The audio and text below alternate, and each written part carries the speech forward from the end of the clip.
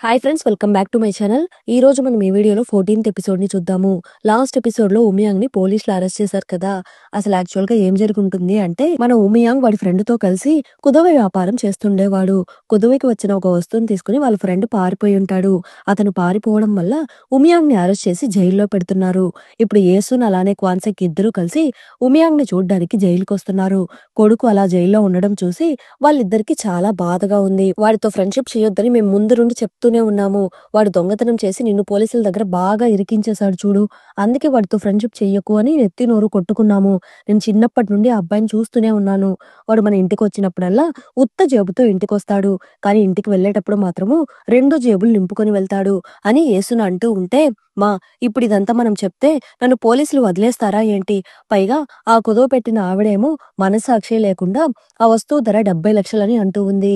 నాకిప్పుడు ఏం చేయాలో అర్థం కావడం లేదని బాధపడుతూ ఉన్నాడు. ఏంటి 70 లక్షలా? ఇదంతా నీకు అవసరమా?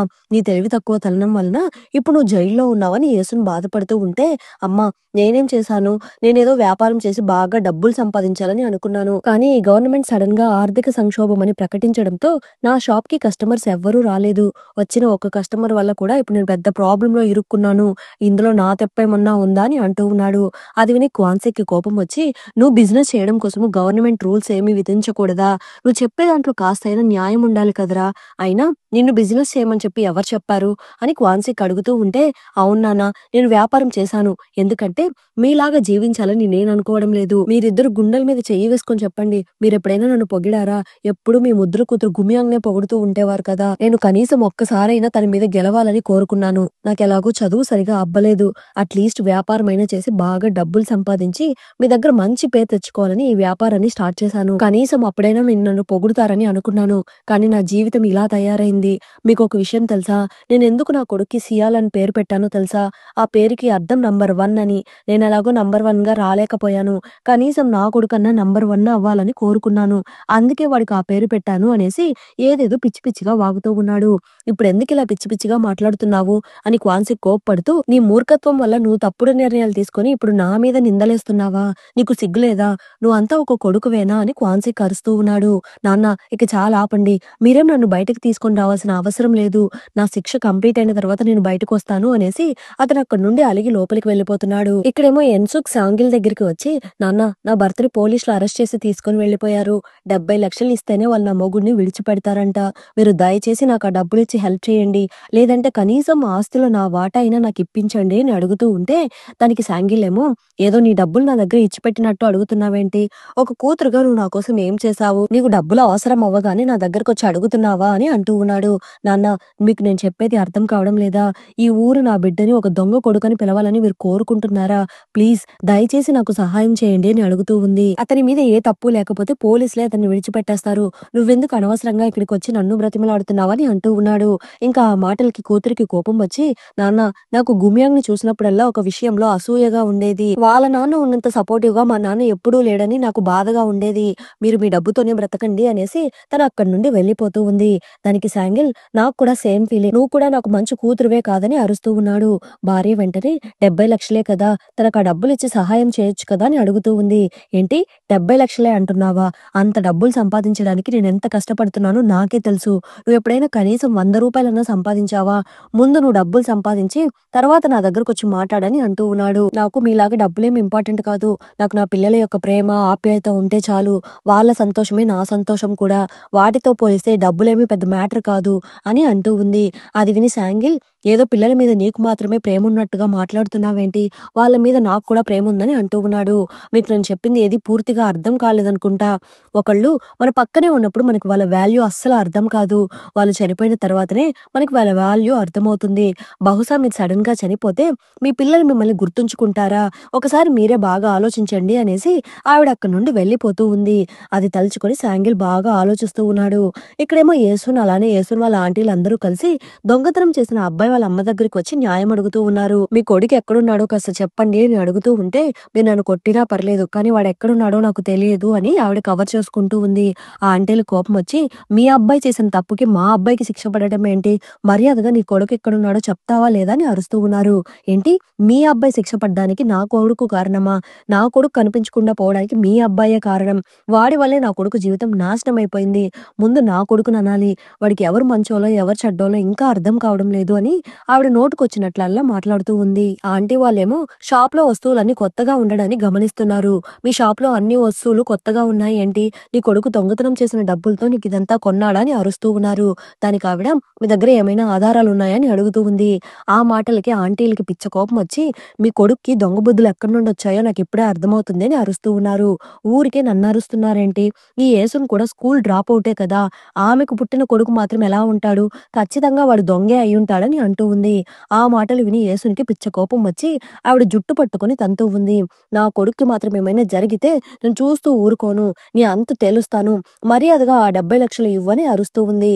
ఇన్ని రోజులు సాఫ్ట్‌గా కనిపిస్తున్న మన యేసు ఈ రోజు ఇలా వైలెంట్‌గా బిహేవ్ చేయడం చూసి ఆశ్చర్యపోతూ ఉన్నారు. నువ్వు ఇప్పుడే గాంగ్లే కూతురువని నిరూపించుకున్నావని అంటూ ఉన్నారు. మన యేసునేమో షాప్‌లో ఉన్న వస్తువులన్నీ తీసుకొని వెళ్ళిపోతూ ఉంది. అది చూసి ఆంటీలిద్దరూ తల్లికి వయసు పెరిగే కొద్దీ బలం కూడా పెరుగుతుందని అందరూ అంటుంటే విన్నాను. కానీ ఫస్ట్ టైమ్ చూస్తున్నానని అనుకుంటూ ఉన్నారు. ఇక్కడేమో క్వాన్సిక్ తన కొడుకుని జైలు నుండి బయటకు తీసుకొని రావడం కోసము అప్పడగడానికి వచ్చి ఉంటాడు. బాగా తెలిసిన అతను డబ్బులిస్తాడేమో అనుకుని క్వాన్సిక్ వచ్చి అడుగుతూ ఉంటే, అతనేమో నా దగ్గర డబ్బులు లేవు.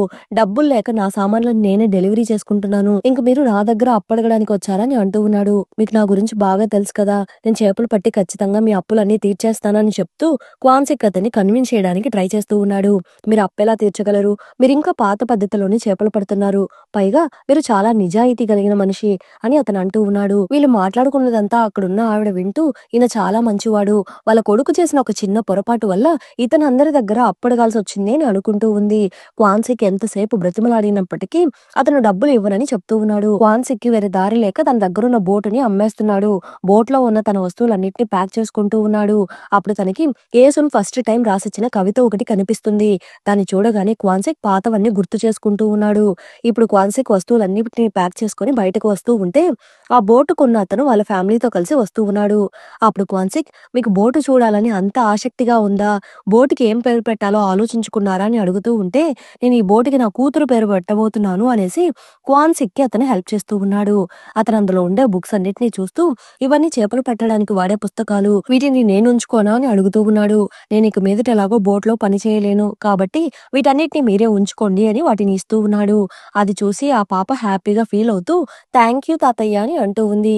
బోట్ అమ్మిన డబ్బులతో ఉమియాంగ్‌ని జైలు నుండి బయటకు విడిపించి తీసుకొని వస్తున్నారు. ఉమియాంగ్ ఏమో నన్ను బయటకు తీసుకొని రావడానికి డబ్బులెక్కడివి? ఇల్లమ్మేశారా? లేక బోట్ అమ్మేశారా? అని అడుగుతూ చివరికి బోట్ అమ్మేశారని తెలుసుకొని బాధపడుతూ ఉన్నాడు. ఏడవకురా! నువ్విలా ఏడవడం నాన్న గాని చూసాడంటే తట్టుకోలేడు. నిన్ను చూసి ఆయన కూడా ఏడుస్తాడు. ప్లీజ్ రా! ఏడవకు అని యేసుని కొడుకుని ఓదారుస్తూ ఉంది. మా ఇప్పుడు బోట్ అమ్మి నన్ను బయటకు తీసుకొని రమ్మని చెప్పి మీకెవరు చెప్పారు? అంత అర్జెంట్‌గా నేను బయటకొచ్చి ఏం చేయబోతున్నాను? నేను లోపలే ఉండిపోయేవాడిని కదా! ఎందుకిలా చేశారని బాధపడుతూ ఉన్నాడు. దానికి యేసున్, మాకు నీకన్నా బోటేమి ఎక్కువ కాదు. కనీసం ఇప్పుడన్నా నువ్వు మమ్మల్ని అర్థం చేసుకోరా! నువ్వు నన్ను ద్వేషించినా పర్లేదు. కానీ మీ నాన్నని మాత్రం ఎప్పటికీ ద్వేషించకు. మీకోసమే మేమింతగా కష్టపడుతున్నాము అని యేసును అంటూ ఉంటే, మా బోటు లేకపోతే నాన్న చేపలు పట్టడానికి వెళ్ళలేరు కదా! ఇంక మీరు చేపలెలా అమ్మగలరు అని బాధపడుతూ ఉన్నాడు. నువ్వేం దాని గురించి బాధపడకు. నీకు మేమున్నాము. అవన్నీ మేం చూసుకుంటాము. నువ్వు నీ గురించి మాత్రమే ఆలోచించు అని యేసును అంటూ ఉంది. ఇప్పుడు యేసును వాళ్ళ దగ్గర బోటు లేకపోవడంతో యేసును చేపలమ్మడం మానేసి చేపలు క్లీన్ చేసి ఇవ్వడానికి వెళ్తూ ఉంది. ఒక కస్టమర్ చేపని క్లీన్ చేసి ఇవ్వమని అడుగుతూ ఉంటే యేసును చాలా ఫాస్ట్‌గా వాటిని కట్ చేస్తూ ఉంటుంది. అది చూసి ఆ కస్టమర్, మీరు ఇంత ఫాస్ట్‌గా ఎలా కట్ చేయగలుగుతున్నారని అడుగుతూ ఉంది. యాక్చువల్‌గా నాకు చిన్నప్పుడు ఈ చేపల్ని కట్ చేయడం అస్సలా రాదు. మా ఆయనే వీటిని క్లీన్ చేసి ఇచ్చేవాడు. మా ఆయన ఒక పెద్ద కెప్టెన్ తెలుసా అని యేసును వాళ్ళ ఆయన గురించి బిల్డప్ కొడుతూ ఉంది. పక్కనున్న ఆవిడేమో, మీ ఆయన ఇంతకు ముందు కెప్టెన్నే కానీ ఇప్పుడేం చేస్తున్నారో చెప్పు చూద్దామని ఇన్సల్ట్ చేస్తూ ఉంది. ఇక అదే సమయంలో కరెక్ట్‌గా గుమియాంగ్ యేసున్‌కి ఫోన్ చేసి, అమ్మా తిన్నావా? టాబ్లెట్లు వేసుకుంటున్నావా? అని అడుగుతూ ఉంది. అది చూసి పక్కనున్న ఇంకొక ఆవిడ, నీకు నిజంగానే నీ కూతురు ఫోన్ చేసి ఇవన్నీ అడుగుతుందా? లేక నువ్వే ఊరికే ఇలా బిల్డప్ ఇస్తున్నావా? ఒకసారి అలా చూడు. నీ మాజీ కెప్టెన్ భర్త ఇక్కడికొస్తున్నాడు అని యేసుని ఉడికిస్తూ ఉంటుంది. ఇప్పుడు యేసున్ క్వాన్సిక్‌తో, ఆవిడకి ఇంకేం పనుండదు. ఎప్పుడు చూడు మన ఫ్యామిలీ మీద పడి ఏడుస్తూ ఉంటుంది. నాకు తిక్క ఏగిందంటే నేను ఆవిడనేం చేస్తానో నాకే తెలీదు అని యేసును అంటూ ఉంది. క్వాన్సిక్ ఏమో అవేమీ పెద్దగా పట్టించుకోకుండా యేసుని మొఖాన్నే చూస్తూ ఉన్నాడు. మీరెందుకు నన్ను అలా చూస్తున్నారని యేసుని అడుగుతూ ఉంటే, నీకు మంచి ఫేస్ క్రీమ్ కొనివ్వనా అని అడుగుతూ ఉన్నాడు. ఆల్రెడీ నా ఫేస్ చాలా అందంగా ఉంది కదా! నా బుగ్గలు చూడండి ఎంత ఎర్రగా ఉన్నాయో. నా క్రీమ్స్ ఏమీ అవసరం లేదని యేసుని అంటూ ఉంది. క్వాన్సిక్ యేసుని పడుతున్న కష్టాలన్నిటిని చూస్తూ బాధపడుతూ ఉన్నాడు. నువ్విక్కడ చేపలు కడుగుతుండడం చూస్తుంటే నాకు బాధగా ఉంది. నేను నీ జీవితాన్ని నాశనం చేసేసానని బాధపడుతూ ఉంటాడు. నువ్వు నన్ను పెళ్లి చేసుకోకుండా ఉండాల్సింది. కనీసం నువ్వు నన్ను పెళ్లి చేసుకోకుండా ఉండి ఉంటే నీ జీవితం సంతోషంగా ఉండేదని క్వాన్సిక్ బాధపడుతూ ఉన్నాడు. మీరు మాత్రం నన్ను పెళ్లి చేసుకోకుండా ఉండి ఉంటే నేను ఖచ్చితంగా అనాథ అయిపోయి ఉండేదాన్ని. మీరొచ్చాకే నా జీవితం కాస్త మారింది. ఇప్పుడు కూడా నా మనసు యవ్వనంగానే ఉంది. కానీ నా శరీరానికే కాస్త వయసొచ్చింది అని యేసును అంటూ ఉంది. ఇలా మాట్లాడుకుంటూ ఇద్దరు ఇంటికి వస్తున్నారు. ఇంటికి రాగానే క్వాన్సిక్ కోడలితో "నువ్వెందుకు ఇంకా ఆ హెయిర్ స్టైల్‌లోనే ఉన్నావు? ఏమైనా మంచి హెయిర్ కట్ చేయించుకోవచ్చు కదమ్మా" అని అంటూ ఉన్నాడు. దానికి కోడలేమో "పర్లేదు అంకుల్, హెయిర్ కట్ చేపించుకోవడానికి చాలా డబ్బులు ఖర్చవుతుంది" అని అంటూ ఉంది. యేసునేమో కోడలు దాచిపెట్టిన ఆమ్లెట్‌ని చూసేస్తుంది. "అయినా ఇప్పుడెందుకు ఈ ఆమ్లెట్‌ని దాచిపెట్టావు? పైగా అందులోనూ ముప్పావు భాగం నువ్వు తీసుకొని పావు భాగం మాత్రమే మా కోసం ఉంచావు. ఎందుకిలా చేశావని" అడుగుతూ ఉంటే, "ఆంటీ ఈరోజు నేను అన్నం తినను. ఈ ఆమ్లెట్ మాత్రమే తింటాను" అనేసి లోపలికి వెళ్లి తలుపులేసుకుంటూ ఉంది. అది చూసి యేసున్ మన కోడలు కూడా రాను రాను నా కూతురులాగానే తయారవుతుంది అని అనుకుంటూ ఉంది. రూమ్ లోపలికి వెళ్ళిన కోడలేమో ఒక బీర్ తాగుదాము అనుకుని తను దాచిపెట్టిన బాటిల్ కోసం వెతుకుతూ ఉంది. చూస్తే అక్కడ చాలా బాటిల్స్ ఉన్నాయి. ఇవన్నీ ఎవరు కొనిపెట్టారు? ఒకవేళ అంకుల్ అయ్యుంటారా అనుకుని బయటకు వస్తూ ఉంది. చూస్తే అక్కడ క్వాన్సిక్ బయట కూర్చొని డ్రింక్ చేస్తూ ఉన్నాడు. ఇంకా అంకులే కొనిపెట్టారని అర్థమైపోయి తను కూడా ఒక గ్లాస్ తీసుకొని వచ్చి క్వాన్సిక్ పక్కనే కూర్చుంటూ ఉంది. "అంకుల్ నాకు కూడా కాస్త పొయ్యండి. నేను తాగుతానని మీకు తెలిసిపోయింది కదా" అని అడుగుతూ ఉంటే, "లేదమ్మా, నువ్వు మీ ఇంట్లో చాలా సంతోషంగా పెరుగుంటావు. ఇలా సడెన్‌గా మా ఇంటికొచ్చి జీవించాలి అన్నప్పుడు నీకు కాస్త అసౌకర్యంగా ఉంటుంది కదా! మేమే కదా నిన్ను జాగ్రత్తగా చూసుకోవాలి. అందుకే అలా చేశానని" క్వాన్సిక్ అంటూ ఉన్నాడు. దానికి కోడలేమో, "నాకు మీతో కలిసుండడంలో ఎలాంటి ఇబ్బంది లేదు. కానీ నాకు ఒకే ఒక చిన్న బాధ ఉంది. అది కూడా మీ అబ్బాయి వల్లనే" అని బాధపడుతూ ఉంది. "వాడు మళ్ళీ ఏం చేశాడమ్మా? వాడు వేరే ఏమైనా తప్పు చేస్తున్నాడా?" అని క్వాన్సిక్ అరుస్తూ ఉన్నాడు. "అలా ఏం కాదంకుల్. తనేం చేస్తున్నాడో చూస్తే మీరే బాధపడతారు" అనేసి తను స్టోరీ చెప్పడం మొదలుపెడుతూ ఉంది. ఇక్కడేమో క్వాన్సిక్ శాంగిల్‌ని మీట్ అవ్వడానికి వస్తున్నాడు. "శాంగిల్, మీరు ఈ వయసులో కూడా అమ్మాయిలతో కలిసి ప్యాకాట ఆడుతున్నారంట కదా! మీరిలా చేయడం కరెక్ట్ కాదు" అని సలహా ఇస్తూ ఉంటాడు. దానికి శాంగిల్, "అది మిక్స్డ్ మ్యాచ్. అందరూ కలిసి ఆ గేమ్ ఆడుతారని" కవర్ చేసుకుంటూ ఉన్నాడు. "ఇతను నీ మనవడే కదా! నీకు తాకాలని కోరికగా లేదా" అని క్వాన్సిక్ అడుగుతూ ఉంటే, దొరికిందే ఛాన్సు అనుకుని శాంగిల్ తన మనవడు బుగ్గల్ని గట్టిగా గిల్లుతూ ఉన్నాడు. "నీ మనవడిని నీకెప్పుడు చూడాలనిపించినా నాకు చెప్పు. నేను నీ మనవడిని తీసుకొని వస్తానని" క్వాన్సిక్ అంటూ ఉన్నాడు. "నువ్వెందుకు ఇంత సాఫ్ట్‌గా మాట్లాడుతున్నావు? నా దగ్గర నీకేమైనా పని జరగాలా ఏంటి? అవసరం లేకుండా నువ్వు నా దగ్గరికి రావే. విషయం ఏమిటో చెప్పు" అని అడుగుతూ ఉంటే, "మీరు కెప్టెన్ అని బ్యాడ్జి తగిలించుకుంటే సరిపోదు. అప్పుడప్పుడు మీ కుటుంబంతో కలిసి టైమ్ స్పెండ్ చేయండి. అప్పుడే మీ ప్రాబ్లమ్స్ అన్నీ సాల్వ్ అవుతాయి" అనేసి క్వాన్సిక్ అక్కడి నుండి వెళ్ళిపోతూ ఉన్నాడు. ఇక్కడేమో శాంగిల్ వాళ్ళ భార్య ప్రతి వారము శాంగిల్ వాళ్ళ అమ్మని చూసుకోవడానికి వస్తూ ఉంటుంది. అలానే ఈసారి కూడా వచ్చినప్పుడు వాళ్ళ అత్తగారు, "నా పేరు మీద ఉన్న ట్యాంగరీన్ తోటని నువ్వే ఉంచుకో" అని అంటూ ఉంది. అది వినగానే ఆవిడ షాక్ అయిపోతూ ఉంది. దాంతో "నేనేం చేస్తాను? అది నాకెందుకు అత్తయ్య గారు" అని అడుగుతూ ఉంటే, "అదంతా నాకు తెలీదు. నీకోసం ఏదో ఒకటి చేయాలని అనిపిస్తూ ఉంది. కాబట్టి నువ్వే ఆ తోటని ఉంచుకో" అని అంటూ ఉన్నారు. ఇక్కడేమో ఉమియాంగ్, "నా ఫ్రెండ్ ఆర్బీ నుండి వచ్చాడు. నేను అతన్ని చూడ్డానికి వెళ్తున్నాను" అనేసి రాత్రిపూట బయటికి వెళ్తూ ఉన్నాడు. అప్పుడు క్వాన్సిక్, "సరే కనీసం ఈ పాలన్నా తాగేసి వెళ్ళు" అని ఇస్తూ ఉన్నాడు. "లేదు నాన్న, నాకు పాలంటే ఇష్టముండదు" అని చెప్పేసి అతను అక్కడి నుండి వెళ్ళిపోతున్నాడు. ఇప్పుడు యేసున్ క్వాన్సిక్‌తో, "మీరు ఇలానే వాడిని రాత్రిపూట బయటికి వెళ్ళడానికి అలో చేస్తూ ఉండండి. వాడు మళ్ళీ ఏమైనా పెద్ద తప్పు చేస్తే మన దగ్గర అమ్మడానికి ఏమీ లేదని" అంటూ ఉంది. అలానే మరుసటి రోజు రాత్రి కూడా, "నా ఫ్రెండ్ ఒకతను కొత్తగా షాప్ ఓపెన్ చేశాడు. నేను వెళ్లి అతన్ని చూసేసొస్తాను" అనేసి ఓమియాంగ్ అంటూ ఉంటే, దానికి యేసున్, "నీ ఫ్రెండ్ ఎవడో షాప్ తెరిస్తే నీకేమైంది? ఇప్పుడెందుకు ఈ రాత్రిపూట బయటికి వెళ్ళడము" అని యేసున్ అరుస్తూ ఉంది. కానీ క్వాన్సిక్ మాత్రం ఏమీ మాట్లాడకుండా అతని జోబులో నట్స్ పెట్టి, "నీకు ఆకలి వేసినప్పుడల్లా వీటిని తింటూ ఉండు. త్వరగా ఇంటికి వచ్చేసేయ్. బయట చాలా చలిగా ఉందని" అంటూ ఉన్నాడు. ఉమియాంగ్ ఏమో ఇంట్లో అబద్ధం చెప్పి రాత్రిపూట బయటకు వచ్చి స్నాక్స్ అమ్ముతూ ఉంటాడు. దీని గురించే ఎన్సుక్ ఇంతకు ముందు వాళ్ళ మామ దగ్గర చెప్పి ఉంటుంది. "అంకుల్, మీరు నాకు ఒకే ఒక్క సహాయం చేస్తారా? మా ఆయన బాగా కష్టపడుతున్నారు. తను కొంచెం సెటిల్ సెటిల్ అయ్యే వరకు మమ్మల్ని కూడా మీరే పోషిస్తారా అని బాధపడుతూ ఉంది. తను అలా బాధపడడం చూసి క్వాన్సిక్ కూడా బాధ అనిపించి వాడు ఏదో ఒక పని చేస్తేనే కదా తనకి కూడా బాధ్యతలు వస్తాయి. వాడిప్పుడు ఒక కుటుంబం పెద్ద. వాడికి కూడా బాధ్యతలు తెలియాలని అంటూ ఉన్నాడు. ఇక్కడేమో ఉమియాంకి స్నాక్స్ అమ్మడము పెద్దగా ఇష్టం ఉండదు. అంతా నా కర్మ అనుకుని ఆ స్నాక్స్ బాక్స్ ని కాళ్ళతో తంతూ ఉన్నాడు. ఉమియాంగ్ రాత్రి ఇంటికి రాకపోవడంతో ఎన్సుక్ వాళ్ళ నాన్నకి కాల్ చేసి, నాన్న మా ఆయన కనిపించడం లేదు. తనని ఎలా అయినా కనిపెట్టండి.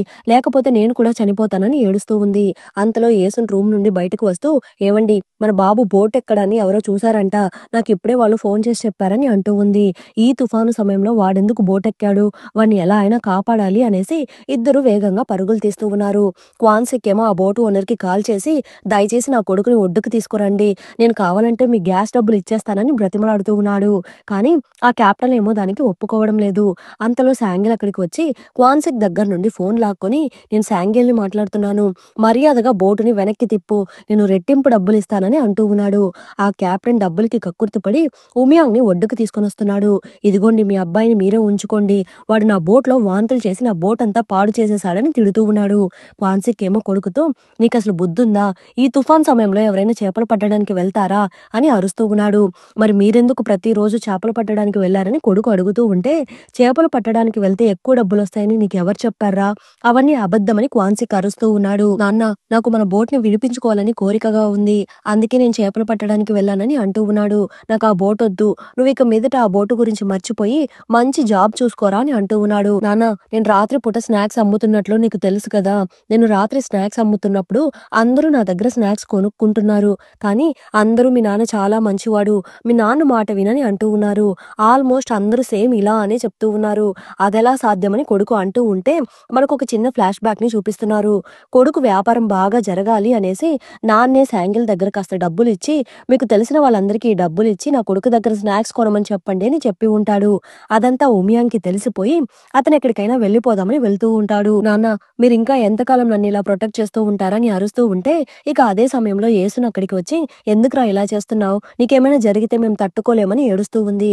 అది చూసి క్వాన్సిక్, మీ అమ్మ ఏడుస్తుంది కదా, ఇక మీదట అలా చేయనని మీ అమ్మకి క్షమాపణలు చెప్పని అరుస్తూ ఉన్నాడు. వీడేమి నాకు సారీ చెప్పాల్సిన అవసరం లేదు. నేను నీకు నచ్చినవన్నీ చేసిస్తాను. దయచేసి మమ్మల్ని వదిలి వెళ్ళిపోకురా అని ఏడుస్తూ ఉంది. యేసున్ అలా ఏడుస్తుండడం చూసి, మా దయచేసి ఏడవకు, మిమ్మల్ని చూస్తుంటే నాకు కూడా ఏడుపొస్తుంది అనేసి అమ్మని హగ్ చేసుకుని ఏడుస్తూ ఉన్నాడు. కొన్ని రోజుల తర్వాత క్వాన్సిక్ తన కొడుకు కోసం ఒక ఉద్యోగాన్ని ఇప్పిస్తున్నాడు. ఆ ఓనర్ ఏమో, నేను మీ నాన్న గురించే ఈ ఉద్యోగాన్ని నీకు ఇస్తున్నాను. నువ్వు బాధ్యతగా పని చేయాలి, అర్థమవుతుందా అని అంటూ ఉన్నాడు. ఈ ఊర్లో అందరికీ నోరెక్కువ. అందరూ నాకు అడ్వైస్ చేసేవాళ్ళే. ఎందుకు ఇలా అడ్వైస్ చేసి నన్ను చంపుతున్నారని ఉమియాంగ్ ఏడుస్తూ ఉన్నాడు. అప్పుడు పక్కనున్న ఆంటీ ఏమో, నువ్వు మీ నాన్నగారి మాట వినుంటే మేమెందుకు నీకు అడ్వైస్ చేస్తామని అంటూ ఉంది. ఇక్కడేమో కొంతమంది న్యూ ఇయర్ సెలబ్రేషన్స్ చేసుకుంటూ ఉంటే క్వాన్సిక్, యేసున్ ఇద్దరు వాళ్ళతో కలిసి ఎంజాయ్ చేస్తూ ఉన్నారు. ఇదంతా నువ్వు నమ్మగలుగుతున్నావా? మనం ఇద్దరం దాదాపు 50 సంవత్సరాల నుండి కలిసి జీవిస్తున్నాము. దాన్ని తలుచుకుంటూ ఉంటే నాకు చాలా సంతోషంగా ఉంది. నాకెందుకో ఈ న్యూ ఇయర్ నుండి మన జీవితాలు సంతోషంగా ఉంటాయని అనిపిస్తుంది. ఇన్ని సంవత్సరాలు మనం పేదరికంలోనే ఉండేవాళ్ళము. ఇక మీదట మనం డెవలప్ అవుతామని నాకు అనిపిస్తూ ఉంది అని యేసున్ చాలా పాజిటివ్ గా అంటూ ఉంది. ఇక్కడేమో మనకి గుమియాంగ్ ని చూపిస్తున్నారు. గుమియాంగ్ వాళ్ళ భర్తతో కలిసి చాలా సంతోషంగా ఉంది. ఒకరోజు గుమియాంగ్ టీవీ చూస్తూ ఉంటే తనకు ఒక బిజినెస్ ఐడియా వస్తూ ఉంది. అది చూసి పెయింటర్, నీకు మళ్ళీ బిజినెస్ పిచ్చి పట్టిందా? ఉండు, నీ కోసం నూడిల్స్ చేసి తీసుకొని వస్తాను అనేసి వెళ్ళిపోతూ ఉన్నాడు. గుమియాంగ్ ఏమో అంతసేపు వేసిన న్యూ ఇయర్ ప్లాన్స్ అన్నిటిని కొట్టేసి మళ్ళీ కొత్తగా ప్లాన్స్ వేస్తూ ఉంది. ఇక్కడేమో యేసున్ వాళ్ళ అత్తతో కలిసి పరుపు కుడుతూ ఉంది. అప్పుడు అత్తయ్య యేసున్తో, నువ్వు కవితలు చాలా బాగా రాస్తావని నాకు తెలుసు. ఇప్పుడెందుకు ఆ కవితలు రాయడం మానేశావు? దానికి కూడా ఒక ఏజ్ లిమిట్ ఏమైనా ఉందా అని అడుగుతూ ఉంటే, కవితలు అంటే ఇష్టమున్న వాళ్ళందరూ కవితలు రాయడం స్టార్ట్ చేస్తే ఈ లోకంలో సగం మంది కవులైపోయి ఉండేవారు. ఇప్పుడు దాని గురించి ఎందుకులేండి అని యేసున్ అంటూ ఉంది.